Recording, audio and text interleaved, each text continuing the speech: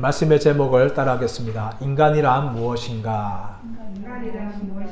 오늘 시편 8편의 표제는 다윗의 시 인도자를 따라 깃딧에 맞춘 노래라고 합니다. 이 깃딧이란 것이 무엇인가에 대해 학자들은 크게 두 가지의 해석을 하고 있습니다. 하나는 무엇인가 하면 갓 족속이 부르는 곡조나 만들어낸 악기라고 말합니다. 또 하나는 무엇인가 하면 이 포도 수확 때에 포도즙 틀에서 포도를 밟으면서 포도즙을 만드는 사람들을 위한 노래라라는 해석이 있습니다. 이 두 번째 해석에 근거하면 포도즙을 만들 때는 온 동네의 잔치입니다. 사람들이 동네에 모여서 자신들이 수확한 포도를 큰 틀에 갖다 붓습니다. 사람들은 그것을 밟으면서 뛰어놉니다. 그러면 그 밟힘에 의해서 이 포도즙이 만들어지는데 이때는 온 동네 사람들이 모여서 함께 벌이는 잔치의 때예요. 이 잔치는 어떻습니까? 굉장히 분위기가 좋고 밝습니다. 그러므로 이 시편 8편의 분위기는 아주 밝은 분위기입니다. 이 시편 8편은 시편에 등장하는 많은 찬양시 중에 가장 먼저 등장합니다. 이 찬양시는 두 가지 나누어지는데 하나는 개인이 부르는 노래예요. 단수로 사용될 때는 개인이 자신의 고백을 올려드리는 찬양시고, 복수로 될 경우에는 공동체들이 함께 부르는 찬양이라는 것입니다.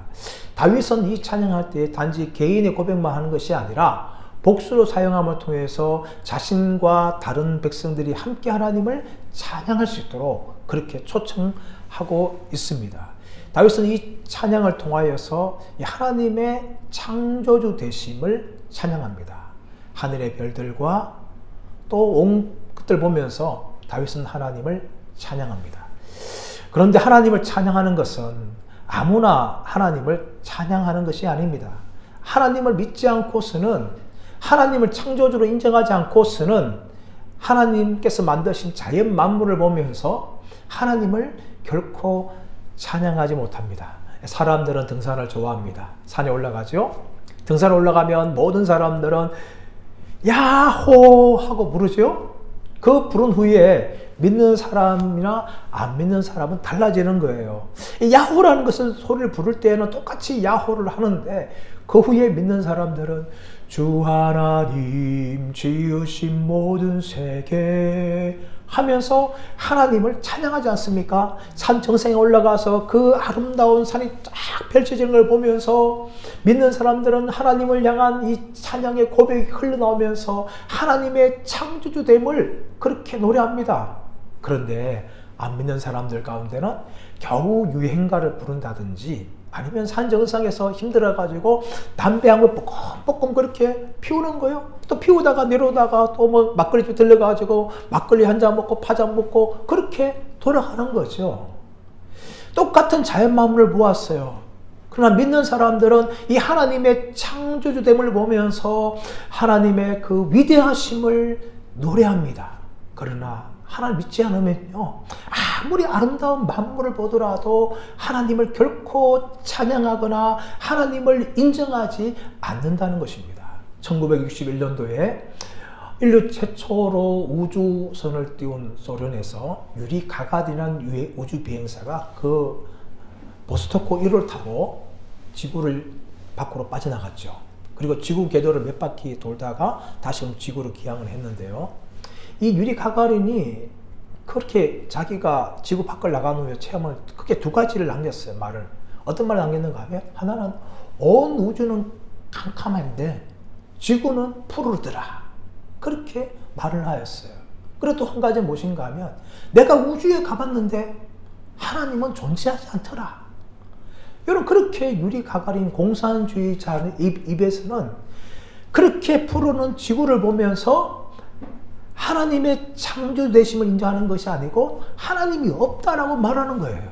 그러나 오늘 본문의 주인공인 다윗은 하나님이 창조하신 해와 달과 별들을 보면서 하나님의 창조주 되심을 인정합니다. 1절 말씀 보시면 다윗은 이렇게 노래하죠. 여호와 우리 주여, 여호와 우리 주여. 하나님을 찬양할 때 다윗은 먼저 여호와라고 부릅니다. 여러분 다른 도움시에 보면 가장 빨리 기도할 때에 여호와여 이렇게 부르죠. 하나님이 등장하지만 이 찬양시에는 유일하게 이 10편 8편에서만 여호와라는 이름이 등장합니다. 근데 여호와가 어떤 의미를 가지고 있어요? 크게 두 가지 의미가 아닙니까? 바로 하나님의 창조주 되심을 말하는 단어가 여호와입니다. 창세기 2장 4절 말씀 가보시면 하나님을 이해할 때 여호와 하나님이라는 말씀하세요.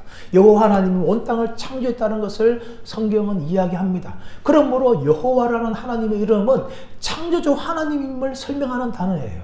그리고 더 나아가서는 여호와라는 것은 언약의 하나님이십니다. 하나님께서 이스라엘 백성들과 언약을 맺으실 때에 이름을 소개하죠. 출애굽기 3장 말씀 가보시면 하나님께서 불타는 가시떨기 나무에서 모세를 부르시고 모세를 만나지요. 그때 하나님께서는 자기 이름 어떻게 소개하십니까? 나는 여호와라. 여호와라. 스스로 존재하신 하나님이라는 것을 모세에게 계시를 합니다. 하나님께서는 이 여호와라는 이름을 가지고 이스라엘 백성들과 언약을 맺으시고 하나님은 그들의 하나님이 되시고 이스라엘 백성들은 하나님의 백성이 됩니다. 이 언약의 단어가 여호와예요.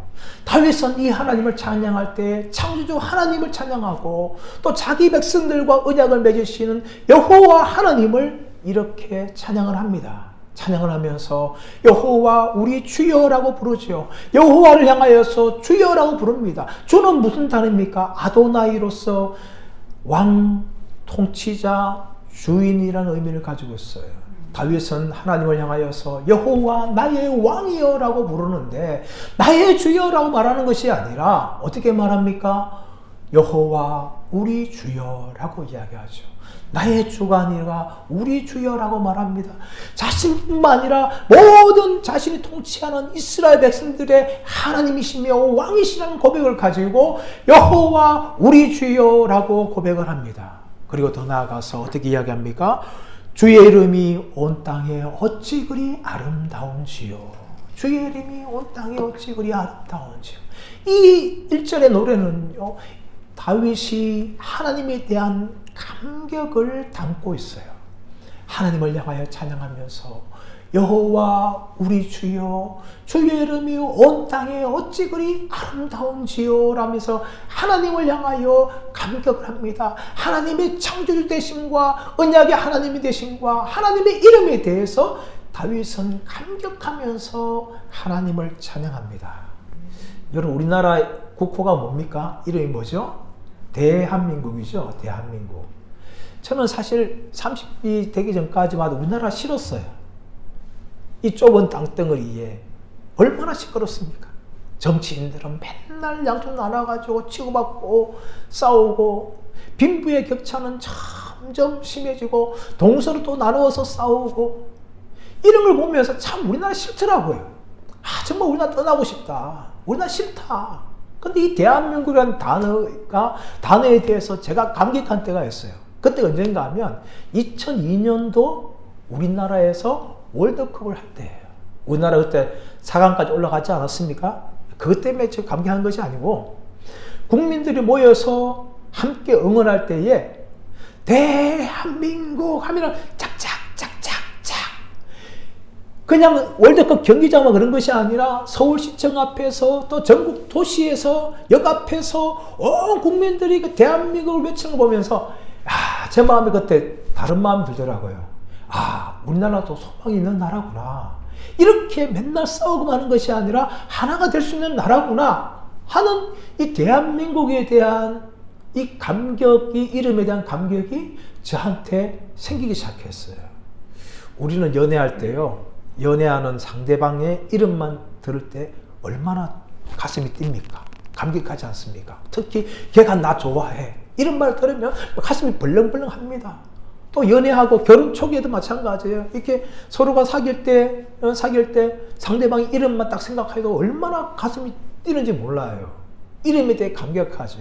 그런데 결혼 후에 애들을 낳고 5년 지나고 10년 지나고 15년 지나고 우리 성도님들, 어른들 같은 경우는 뭐 30년, 40년 이렇게 살다 보면 아무리 남편의 이름을 들어도 감격이 안 나옵니다.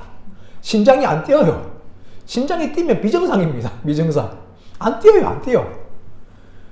근데 여러분, 안타깝게 신앙생활도 그럴 수 있어요. 처음에 예수님 믿을 때에 예수님의 이름만 생각해도, 예수님의 은혜만 생각해도 우리가 얼마나 감격했습니까? 감동이었어요. 눈물이 철철 흘러나와요.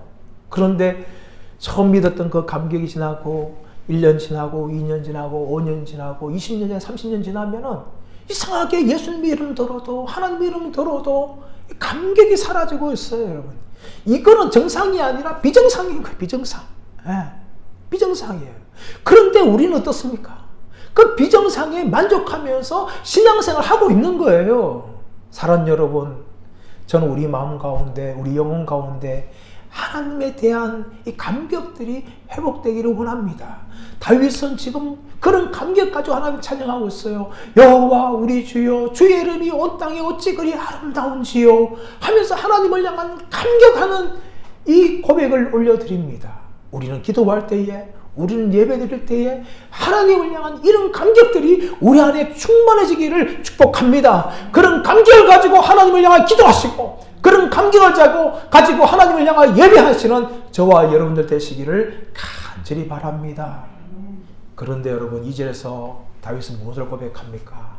주의 대적으로 말미암아 어린아이들과 젖먹이들의 입으로 권능을 세우셨다라고 말합니다.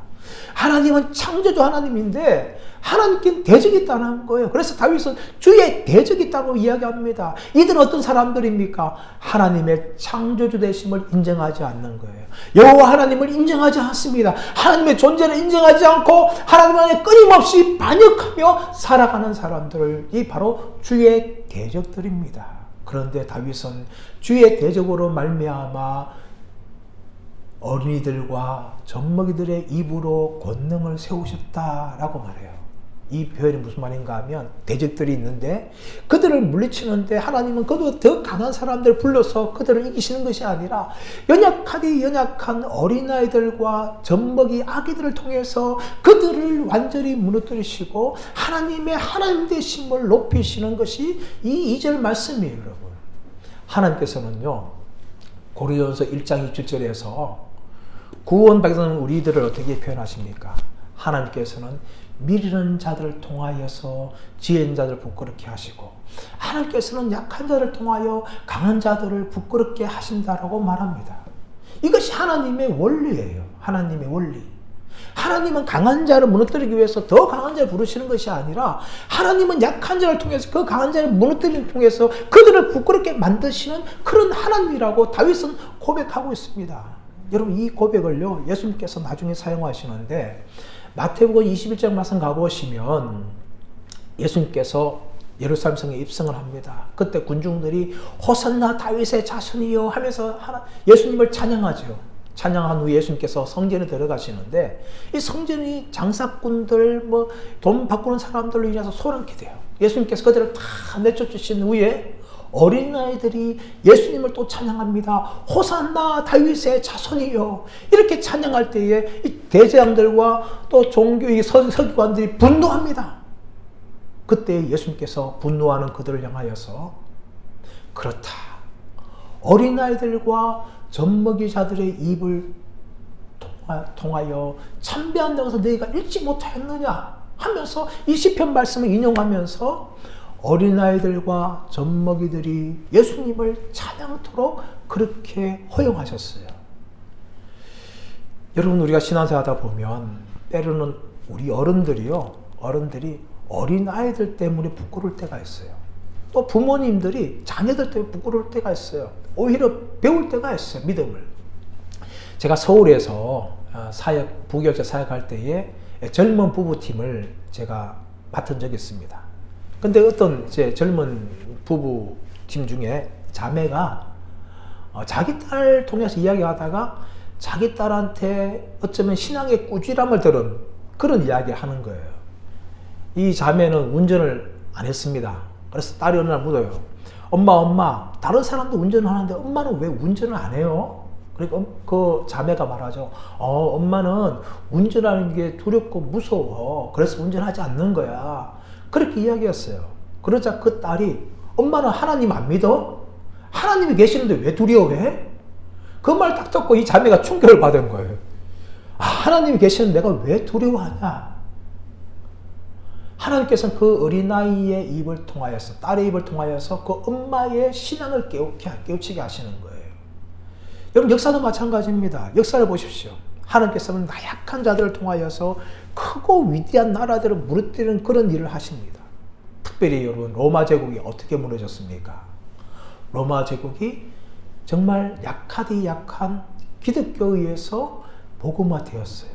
처음에 기독교인들을 핍박하지 않습니까? 짐승의 밥으로 주고 십자가에 달려 죽기도 하고 불로 태워서 죽이기도 하고 온갖 것들로 기독교인을 핍박하였어요. 그런데 그 무시무시한 로마 제국이 바로 나약하디 나약한 기독교인들 때문에 무너지죠. 그 기독교인들 어떤 사람들이었습니까? 대부분 다 여성들이었어요. 또한 노예들이었습니다. 그런 약하디 약한 기독교인들 통하여서 로마가 기독교화 되어지는 그런 놀라운 일이 일어났습니다. 사랑하는 여러분, 이것이 하나님의 방법입니다. 하나님은 창조주 하나님이시기 때문에 우리가 생각지 못한 그 통하여서 일하십니다. 사랑하는 여러분, 올 한 해 이 하나님을 경험하시는 은혜가 있으시기를 예수의 이름으로 축원합니다. 다윗은 더 나아가서 하나님의 창조주 되심과 또 인간의 나약함을 동시에 고백하죠. 3절 말씀 보시면 주의 손가락으로 만드신 주의 하늘과 주께서 베풀어 두신 달과 별들을 내가 보니. 다윗은 주의 손가락으로 만드신 주의 하늘과 주께서 베풀어 두신 달과 별들을 자신이 보았다라고 말합니다.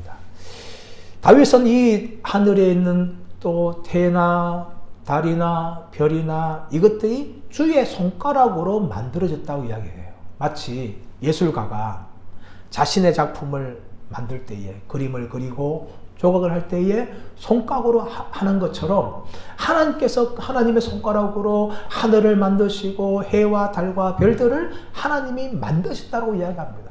그러나 이 다윗 당시에 여러분, 많은 이 다른 민족들은 이 하늘과 해와 달과 별들을 신으로 섬겼어요. 우리나라 조상도 그렇지 않습니까? 과거에 보면 천지신명이 하면서 물도 넣고 막 빌고 그렇지 않습니까? 달신 섬기고 별신 섬기고 하늘신 섬기고 나무신 섬기고 하나님께서 주의 손가락으로 만드는 것들 뿐인데 고대 근동 사람들이라든지 우리나라 조상들은 다 그것들 신으로 섬겼어요. 너무나 어리석은 것입니다. 그 모든 것들은 다 하나님의 피조물이에요. 하나님께서 만드신 것이고 하나님께서 다 지으신 것이에요.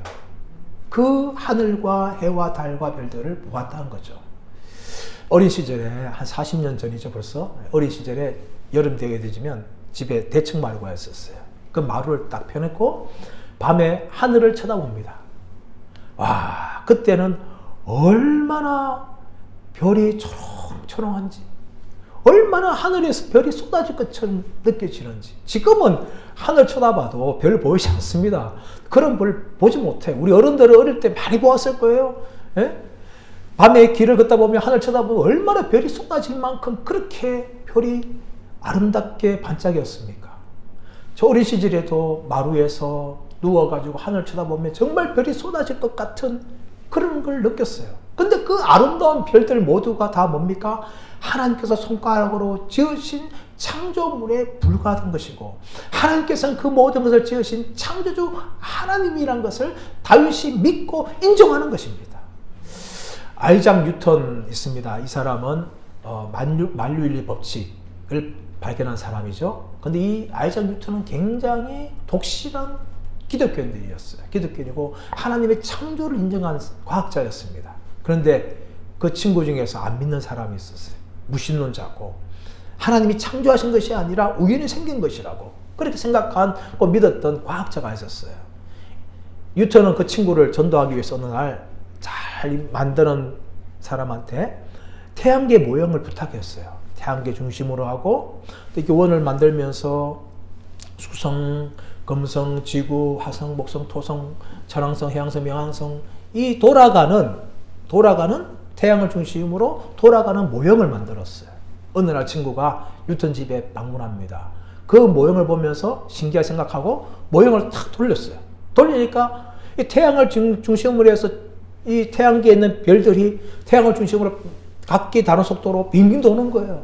이야! 오, 대단하다! 하면서 뉴턴한테 이 아름다운 것을, 모형을 누가 만들었냐고 그렇게 물어봤어요. 그렇자 뉴턴은 아무도 만든 사람이 없어. 그렇게 말한 거예요. 이 친구가 그 말 듣고 너무 황당한 거예요. 여보게, 뉴턴. 잘못 들었나? 이 아름다운 모형을 누가 만들었냐고. 그러자 뉴턴은 또 말하는 거죠. 어느 날 이 물건들이 모여다 우렁쿵쾅하면서 저절로 만들어진 거라고. 그러니까 이 친구가 더 화나는 거죠. 아니, 이보게, 나를 바보로 하나? 어떻게 이 아름다운 모형이 그렇게 자동적으로 만들어질 수 있냐고. 그렇게 뉴턴이가 큰 소리 칩니다. 그러자 뉴턴이 마음을 쫙 가라앉히고 친구 어깨로 손을 딱 얹으면서, 이보게, 이런 모형도 만든 제작자가 있어서 이렇게 아름답게 만들어지는데 저 큰 우주가 저렇게 아름답게 만들어지고 질서짓게 돌아가는 것은 바로 만드신 하나님이 계시기 때문이라네 하면서 창조주 하나님을 그 불신자에게 있다고 그렇게 증거하였던 적이 있습니다.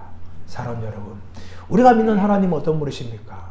우리가 지구가 속해 있는 태양계뿐만 아니라 온 은하계, 온 우주를 지금도 다스리시고 그분의 섭리 가운데 그것을 유지하고 계신 분이세요.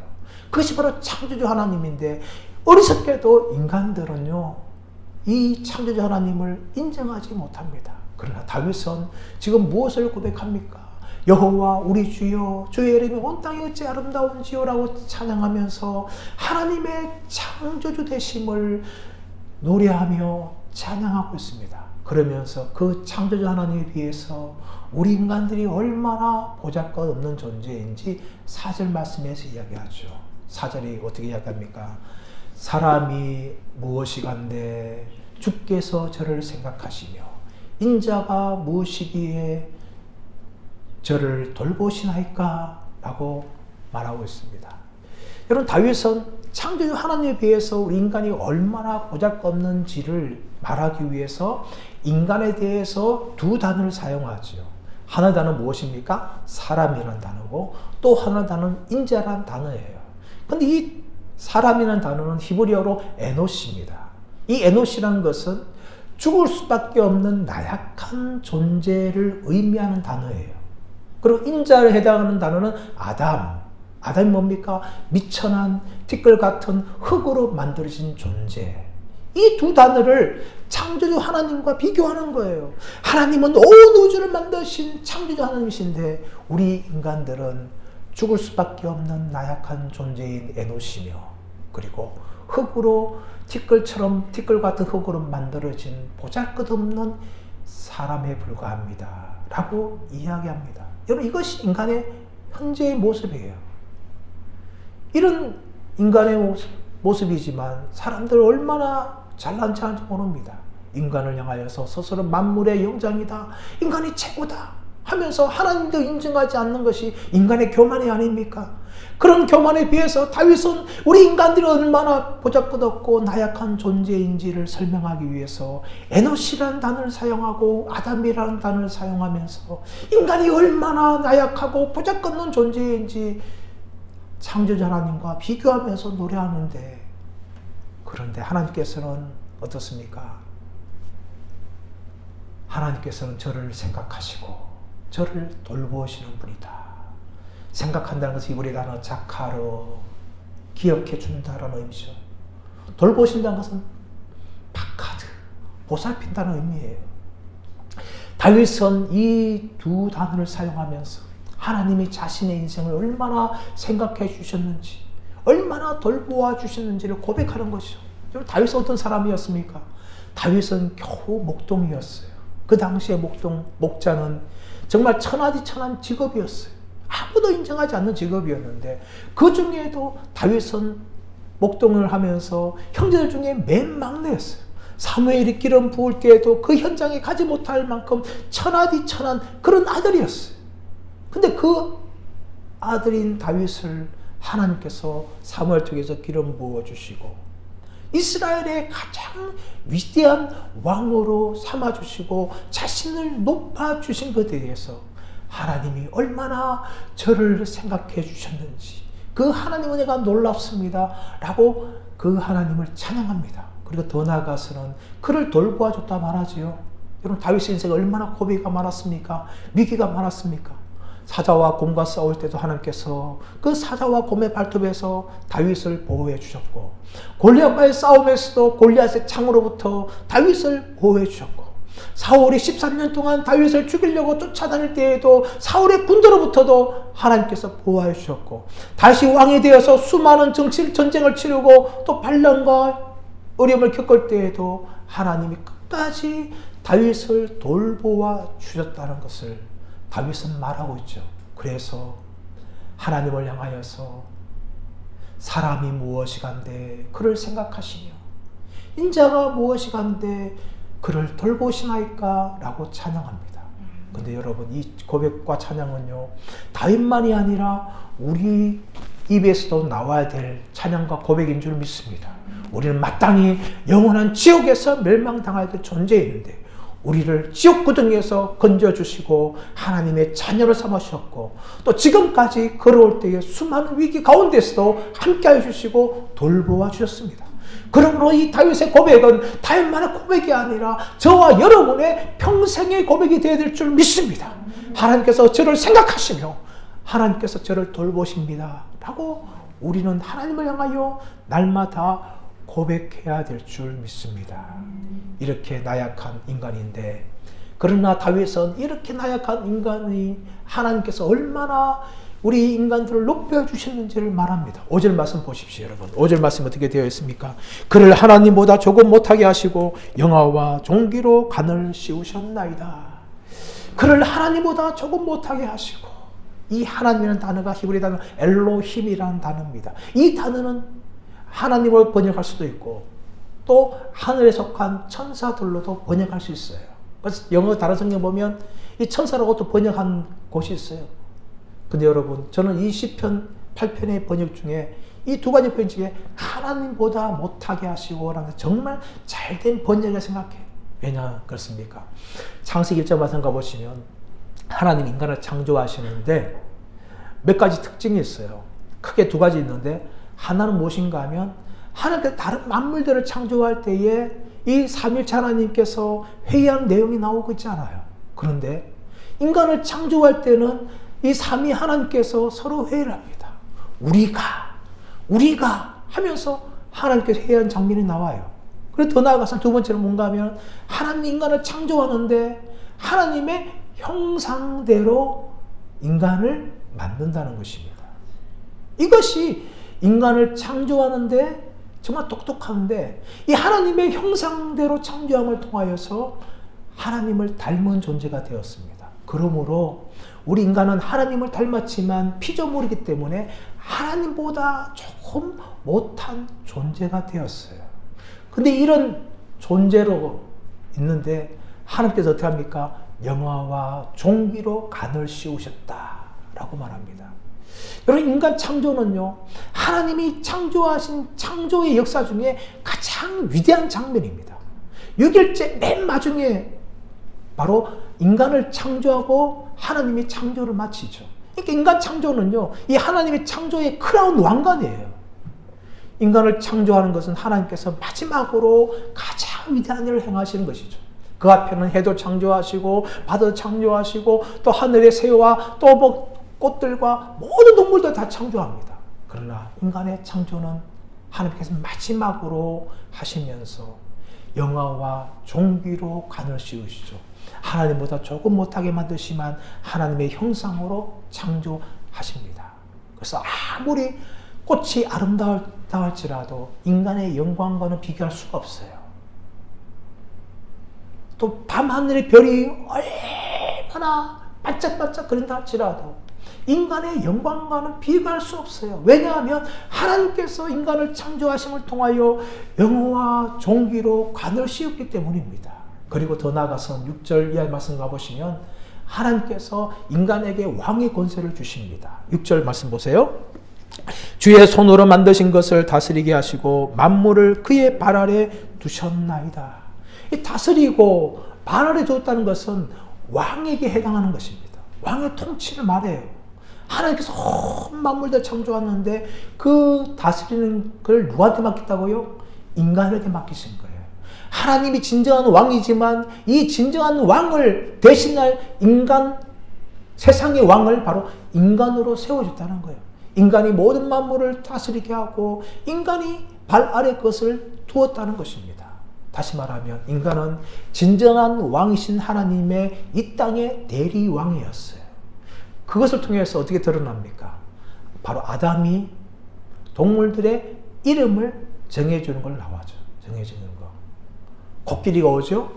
코끼리가 오는데 코가 긴 거예요. 그래서 아담이 어떻게 정해줍니까? 너는 코끼리라고 해라.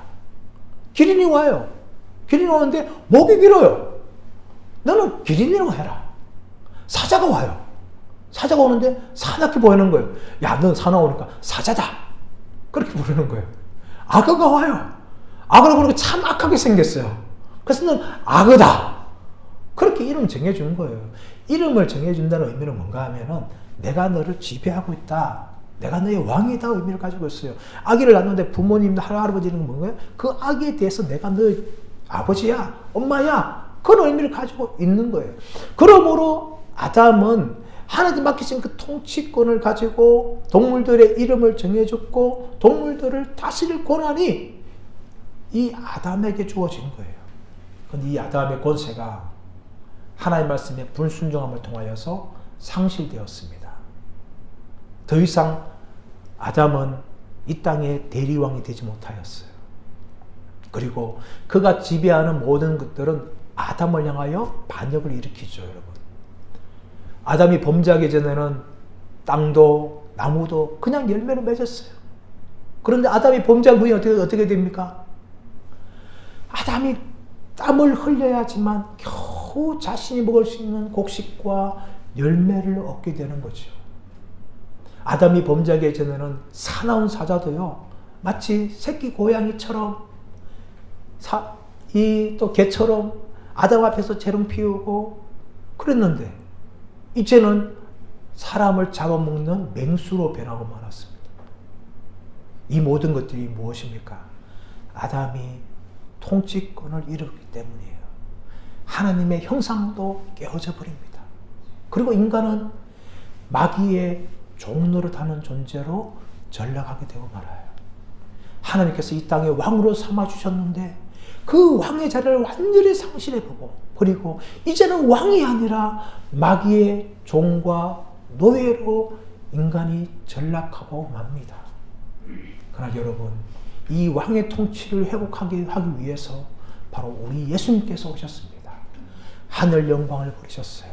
그분은 독생자, 성자 하나님이셨는데 그 하늘에서 누리는 모든 영광을 내려놓으시고 이 땅에 우리와 똑같은 인간의 몸으로 오셨습니다. 인간의 삶을 사셨고 또 인간을 죄를 위하여서 십자가에 죽으셨습니다. 인간들의 조롱과 인간들의 욕과 야유와 인간들의 핍박을 다 받으면서 연약한 인간으로서 예수님께서는 십자가에서 죽으셨어요.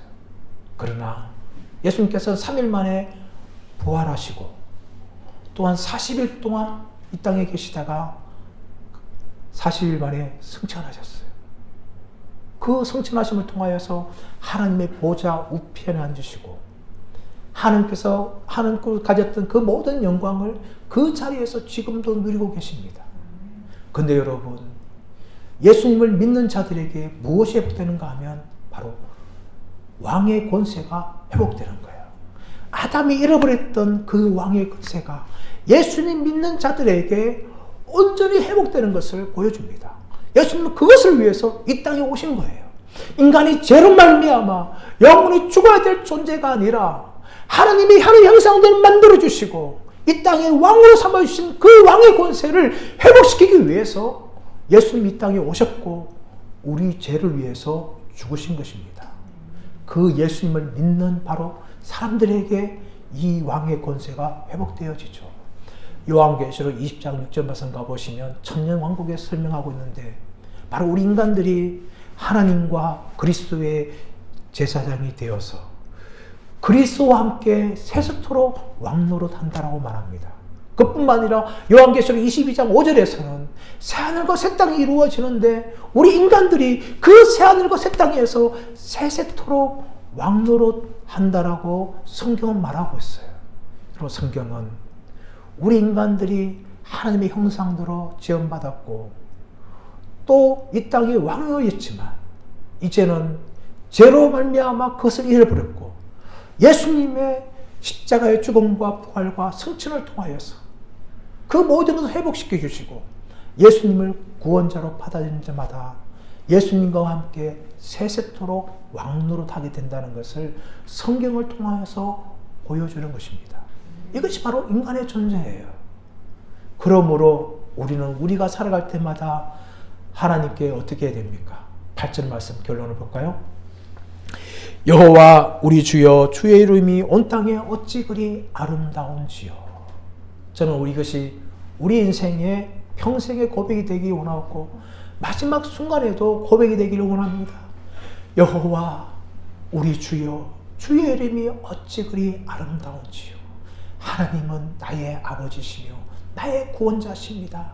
이 고백이 우리의 평생 나오기를 원합니다. 이제 결론을 맺기를 원합니다. 오늘 시편 8편에서는 우리 인간이 무엇인가를 우리에게 보여주고 있습니다. 우리 인간은 어떤 존재입니까? 하나님의 형상대로 지음받은 존재라고 말하고 있습니다.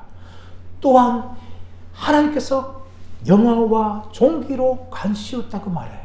비록 죄로 말미암아 우리는 그 모든 걸 다 잃어버렸지만 예수님을 믿는 자들에게 하나님의 자녀요 하나님의 형상이 회복되어지고 예수님이 소유하신 왕의 권세를 앞으로 누릴 사람이라는 것을 우리에게 말합니다. 우리는 그것을 보며 믿으며 그 길을 가야 되는 사람인 줄 믿습니다.